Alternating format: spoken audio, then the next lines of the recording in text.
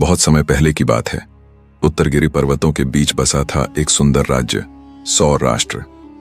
वहां के राजा चंद्रकेतु और रानी मृगनयनी की प्रेम कहानी पूरे राज्य में प्रसिद्ध थी। लेकिन उनके भव्य महल के भीतर एक ऐसा कक्ष था जहां कोई भी सेवक, सिपाही या रानी स्वयं भी प्रवेश नहीं कर सकती थी। उसका नाम था चांद महल। यह महल राजमहल की सबसे ऊंची चोटी पर स्थित था।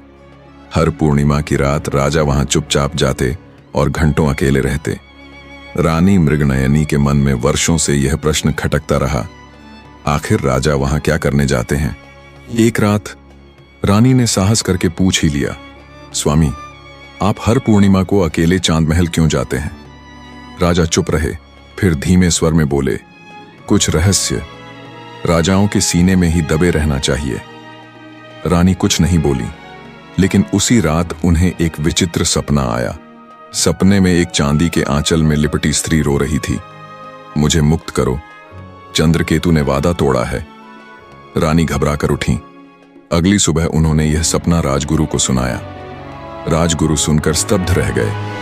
उन्होंने कहा, रानी साहिबा, यह स्त्री कोई और नहीं, रूपलेखा है। 100 वर्ष पहले इसी चांद महल में उसकी आत्महत्या हुई थी। वह एक अप्सरा थी जिसे एक राजा ने धोखा दिया था। अगली पूर्णिमा रानी ने निर्णय लिया, अब वह इस रहस्य को जानकर ही रहेंगी। चुपचाप राजा के पीछे चलकर वह चांद महल तक पहुंची। जैसे ही राजा ने द्वार खोला, नीली रोशनी की लहर बाहर निकली। रानी ने खुद को छिपा लिया और अंदर झांका। वहां एक स्त्री की आत्मा चांदी सी चमकती हुई रोती हुई दिखाई दी। वह कोई और नहीं, रूपलेखा थी।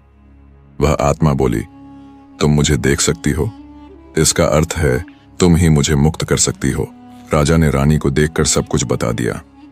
रूपलेखा एक अप्सरा थी। मेरे पूर्वज ने उससे विवाह का वादा किया था, पर धोखा दिया।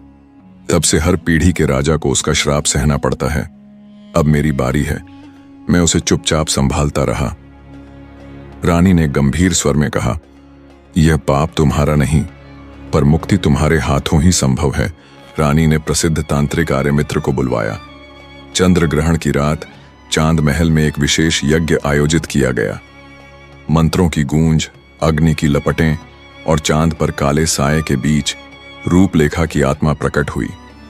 उसने राजा और रानी की ओर देखा और कहा, आज मुझे वो प्रेम मिला जो जीवन में नहीं मिला था। अब मैं जा रही हूं। वह रोशनी में बदल गई और आकाश में विलीन हो गई।